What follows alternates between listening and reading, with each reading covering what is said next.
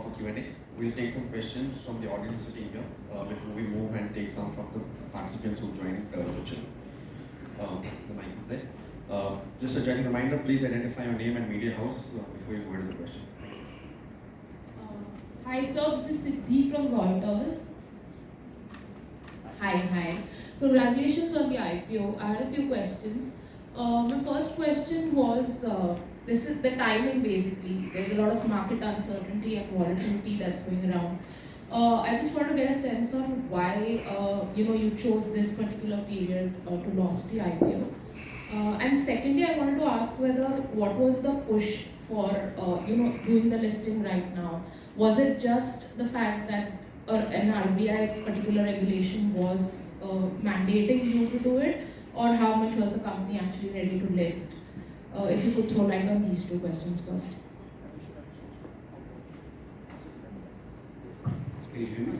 Yeah. Can you hear me? Yeah. Okay, so we are a 17-year-old company, built competencies and capabilities, run through cycles. We have a large franchise. For a lender, it's very important to build a franchise that is truly something that can sustain through cycles and build capabilities. So in that sense, in our company's journey, this is the right time to do the IPO. We also are up there in HDFC, which means that we have a regulatory mandate to list. Okay, but what about the market vulnerability at this point? Is there any concern on that? Because that will obviously affect your listing as well, right? Just to add to what Ramesh has said, so the timing of this IPO, two things is narrated very well. 17 years, it was part of a process where we were going ahead. And yes, the RBI circular, which stated that we need to complete this by September 25. And that is the principal reason. Market conditions will always have some positives and some negatives, but we were very clear as a board, and just adding to what Ramesh said, that as soon as conditions and approvals are in place, we will be doing the IPO, and that is what is happening. And maybe if I can just add one more point, because you did ask about why now. As in the public domain, the DRHP approval came in, we were on extensive roadshow. I think it's basis the investor feedback that we have decided. I think the list will be published on Tuesday. The anchors. I think across both foreign and domestic investors, we do believe people have appreciated what Ramesh and team has built out, and we see a strong response. So one last question. Excuse me, Cindy, I'll request you to Just one. stick to one question per media house so we can give everyone a chance to. Last one, just a technical one. How much stake will HDFC? How much stake will be brought down by HDFC Bank? Just that one. So HDFC Bank will move to around 75% once the IPO goes through. Yeah, this is Rajesh from Bloomberg. Our first question is, what are the challenges your firm is facing when most of the commercial banks are ramping up their operations and their cost of borrowing is much lower than yours? Second, there were news that Mitsubishi Financial Group is planning to acquire minority stake in your firm. Is that still that proposal still is on your table, or is there any information from your promoter on this? The third question is, your price. Write down the question. I thought you said one question per person. Yeah, last question. Your price, your IPO, at least 30 to 40% discount to off-market transaction. What are the rationale behind valuing your company at $7.5 billion when off-market transactions are happening at $10 billion plus?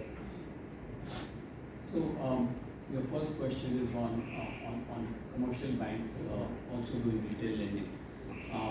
So we serve a set of India that we call aspirational India, which is served and underbanked. We have presence in 1170 cities. Remember my presentation. This is a customer segment where what's worked best is deep engagement with the customer on a daily basis, along with customizing products. So when you look at this segment, it's not a homogeneous group of customers.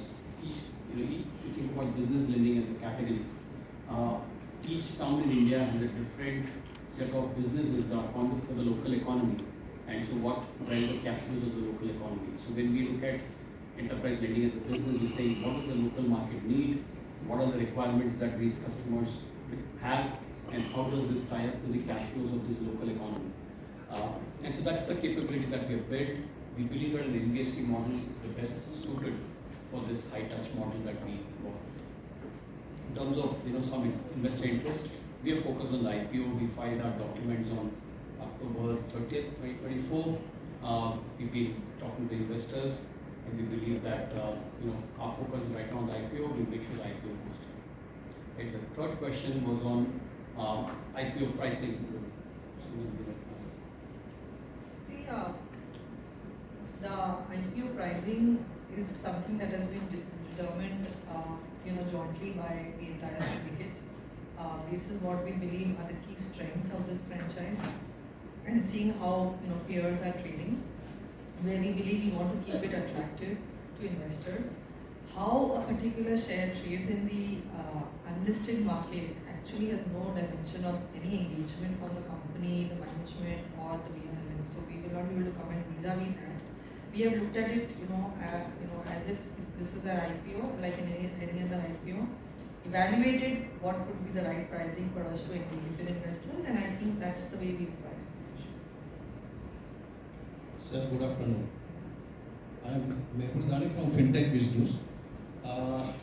Technology has been core to your strategy. What has been the average IT capex in last few years, and how well you serve the customer right from onboarding to collection? And will you increase the investment in the IT going forward? Thank you, Mehul. Mehul, the way I would look at it is how core is IT to our piece, right? I think rather than put a number, times have moved where it was only capex. We would now look at the whole suite. Do we put in the right amount of investment, right, to deliver what we need to from a growth point of view? So an important focus for us across the last 17 years has been, as and when there has been a need, whether it is on cyber security or basic infrastructure or growth infrastructure in terms of building new capabilities as we serve our products and as we grow through our products, there has always been one simple fundamental that comes first.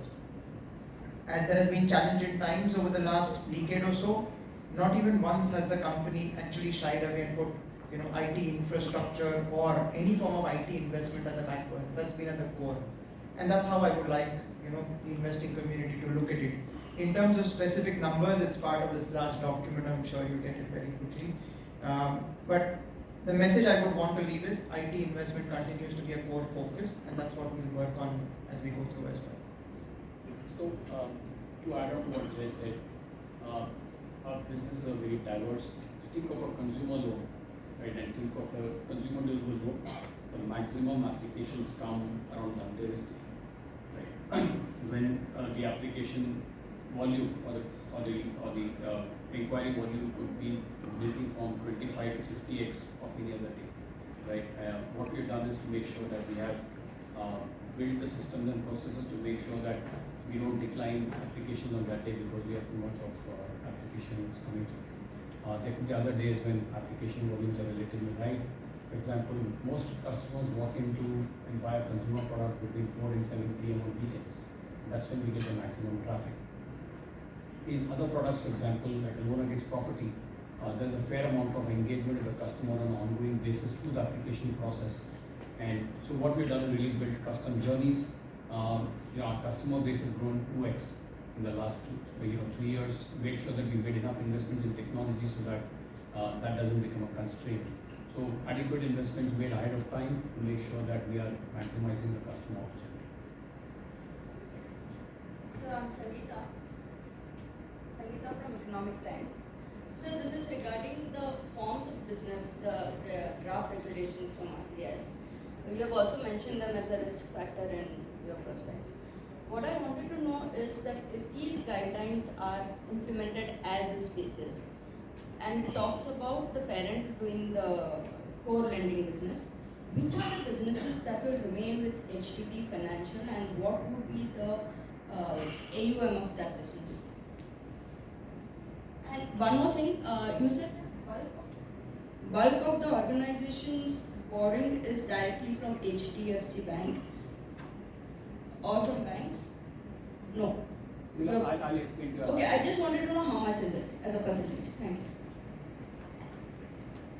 So, on forms of business, RBI had brought a draft for discussion in the early October 2024, and then the draft of discussion basically invited comments and feedback from the industry participants. So that draft is now issued 8 months back. Can't really comment or speculate on what the final draft will be and what will be the impact on the company. As I said, as a company, we have an independent franchise. So when we think about whether it's our origination platforms, our tech platforms, independent of the bank. So in that sense, we're not dependent on HDFC Bank either for business or for managing our technology platforms. In terms of liability profile, about half of our liabilities come from the debt capital markets.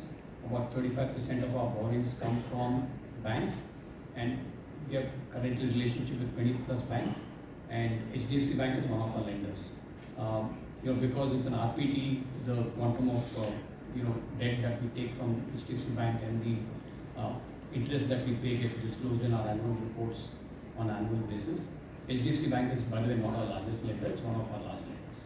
No, we are not asking you to comment on the draft. What I'm saying is, what business will remain with HDB? Yeah. So the forms of business circular, which is what you are alluding to, has two components which probably is main. One is that the forms of business circular is for the banks. So the banks cannot be in any business. That is, a particular bank, it's proposed, that cannot be in any business with some other subsidiary is doing. So HDB is the subsidiary, right? And HDB is not directly impacted by this circular. It is the bank which is impacted. So HDB has set up a certain business. There is some of the businesses are common to what the bank does. But HDB, there is nothing in the draft circular which states that HDB cannot continue to pursue the businesses that it does. It speaks of the ownership, if at all, of that. So the question of HDB not being able to pursue any form of business or any line of business is not even included in the circular, whatever be the final outcome that the circular takes. Does that mean that the circular is so innocuous that the bank will store auto loans, bank will store personal loans and any other loan? So the circular is not directed, again I'll repeat, the circular is not directed at the NBFC. The circular is for the bank. So because as a NBFC we are doing a certain line of business, we are free to continue to pursue that line of business. It is for the bank to take a call on whether they will, what shape and form it will The take. bank being the majority shareholder, the promoter, the bank has the right to ask you to discontinue certain businesses, right? Bank will not take the personal loans or the auto loans. So, and so ask you to pursue that. That is not So what it the has not market circular is, right? So therefore, it is not possible to comment on that hypothetical situation unless the final circular comes out. No, but what businesses will remain? What are the common businesses? What is it which is not common? That's all. Just tell us which are the businesses which are There is nothing which is uncommon. So, all the businesses are common. as a company, we don't pursue any arbitrage between us and the bank. All the businesses that we do are businesses that banks are permitted to do. So there's no business that we do which banks cannot do or should not do that we do at this point. Thank you, sir. We'll take a couple of questions from the virtual audience before we come back here. Just if you don't mind. The first question from the virtual audience is, how has HDB Financial Services demonstrated a significant growth in its customer base over the years, and how does this reflect its reach in India? Right. So we set out to be a company that services India. We didn't set up the product company and that diversified later. Over the years, if you look at our track record, we have launched a new business almost every other year. The whole idea of launching a new business almost every other year was to build competencies around making sure that we are touching the customer as many times as possible in their life journey. So what is it that the customer will need through their life cycle and how do we service that requirement effectively? So as we have built scale, as we built products, we have had, we also built a platform by which we could originate customers using multiple channels. We are a truly omni-channel company, the way we originate business. So the customer has a choice in terms of how he or she comes to us and how the customer engages with us. We are comfortable whichever way the customer comes to us. And that's how we invested. We invested in distribution in 100 cities. I said it's a heterogeneous market, which means that just because we're present in 5 or 10 or 15 or 100 cities, is no guarantee that the same product and the same service will be working in a few more cities. So we fine-tune our product, we fine-tune our delivery mechanism to the market that we present, and that's done at scale. And that's how we really built our customer franchise over the years. Thank you, sir. We'll take the next question. Good afternoon, Geetanjali Kedia from SP Tulsi and Investment Advisors. Can you share if enterprise lending, which is almost 40% of your AUM, is that on fixed rate of interest or floating rate of interest? And secondly, the NIM has been declining from 8.3% in FY23 to 7.9 and just 7.6% in 25. So could you comment on that as well? So, in terms of our enterprise business, there are certain businesses which are longer tenures, like our loan against property.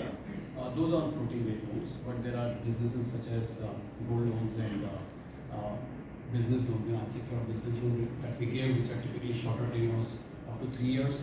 So those are on fixed rate. So within the portfolio, the LAP business is on floating rate because those are typically contracted for about 8-9 years. Which anyone will answer?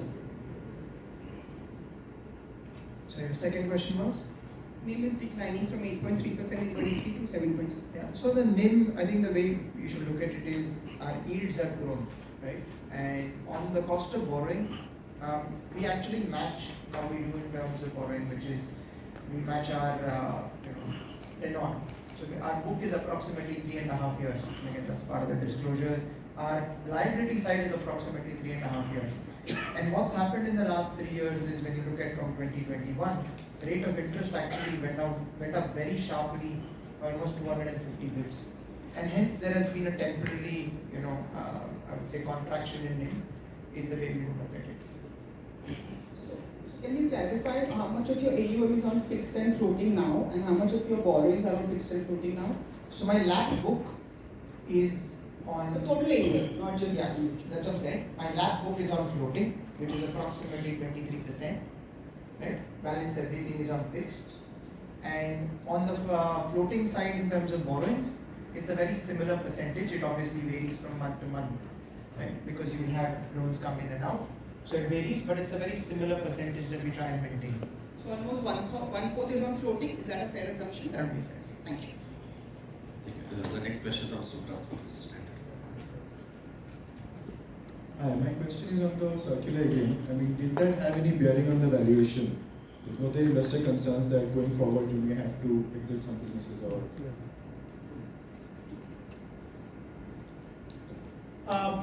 Of course, as was widely reported, there was discussions around it, but the management was able to, very specifically address those. Where the discussion, the answer is yes. But as I said, we have a great set of anchor book that will get published on Tuesday, and wherein a lot of the investors, right, and this is just not mutual fund insurance companies, but top quartile FIs as well, which has got comfort around how to kind of model that as the company gets listed. So I would kind of look at it in that way. I think finally everything boils down to what is the interest levels, and that also kind of gives us this confidence to launch the IPO. And a follow-up Hi, my question again, this is specifically to bankers. I'm Hamsini, I come from Money Control. My question is specifically targeted at the bankers. I understand, as Ms. Dasgupta mentioned earlier, whatever is trading in the grey market is not a price that's come out of discovery by bankers, but it's often seen as a benchmark of what the market expectations are. So what really went through when you were doing the value discovery that there's a 66% discount to what was in the grey market, because there was a lot of trading as well on the other side in expectations of a good upside through IPO, etc. Yeah, so I'll kind of repeat what Sonia said earlier as well. I think, this price has been determined basis extensive institutional roadshow. Whatever is happening on the unlisted side, I don't think it is with management explaining the business, understanding, what are the different nuances and all of that. So really, as management, as banks, we have no influence on what is happening in the unlisted side. IPO price discovery, as I said, is far more scientific and is also basis the inputs that we receive from high quality investors. Even if I were to look at it from price to book at around 3.25 range, I would believe that for something coming out of the HDFC stable, it could have been a little better. It could have been a little higher than this. Would the valuation have been better had the issue been timed? I mean, I understand there's geopolitical tension, etc. Did all those factors also play? So you believe that we left a lot on the table, right? I think that should only give more confidence to investors to, as always from the house of HDFC, they believe in having a relationship with their investors and making sure every stakeholder does well and makes money and has fabulous returns. If you believe it's being priced attractively, that's exactly what we wanted to spread the message. So that's been our endeavor to have a very attractively priced issue. This is Gopika from Mint. Just a question to the bankers. There is a risk that the promoter shareholding in the company may fall to 20%. Now, post the RBI coming out with the final guidelines, it may not be immediate, but may be phased over a period of time. How did you sort of assuage the concerns of the investors on this front? Because the whole IPO is, betting on the parentage and the parentage support. So, could you clarify on that? See, as has already been explained, I'll just reiterate it. This is a draft circular that was come out, and it's very difficult to build any scenarios around a draft which has not seen the light of day. Right? I mean, we've always had financially regulated entities have always seen a plethora of guidelines from many regulators, and they have dealt with it. Right now, the key focus is on building a franchise with all the right metrics: strong growth, strong governance, good returns, good asset quality. I think the focus has been on that. Very difficult to sit and speculate. You're right. There is this noise and potential that what if something like this comes, but it's absolutely impossible for any stakeholder, be it the bank or HDB, board or management, far less the BRLNs, to have any kind of analysis, because we just don't know what it is, right? And I'm sure, knowing their ethos of always taking care of all stakeholders, if and when the guidelines come, we will find a solution, which is a win-win for every stakeholder. We are very confident. Right now, the focus is on the business to make sure that they continue to grow from strength to strength and deliver stellar returns to their investors. Can I have a question to the management? Yeah. On the asset quality side, again, it's been seen on the higher side, especially for a company which is coming from the HDFC group. How would you sort of, and also 70% of your book is secured, so how would you sort of address these asset quality concerns, and how do you look at pairing it? So, as said, we run a business that's independent of us getting leads from the bank. We are addressing a very distinct customer segment in the way we originate the customers and the way we service the customers. It's a customer set that we typically, in broad English calls underbanked and underserved. It's a market that we develop. It's not It's not a leading market that you are going in for market share. Our focus has been how do you create and build sustainable infrastructure and build sound risk management practices. So finally, I think what we are focusing on is a high quality customer experience, a sustainable business, and a reasonable risk-adjusted return. Right. So there will be some ups and downs as we go along in our journey. Something that we are we have experienced and learned over 17 years and delivered consistent returns. So that's something that we'll continue to focus on. Hi sir, this is Minali from Dainik Shipping. What is the difference between book building issue and fixed price issue?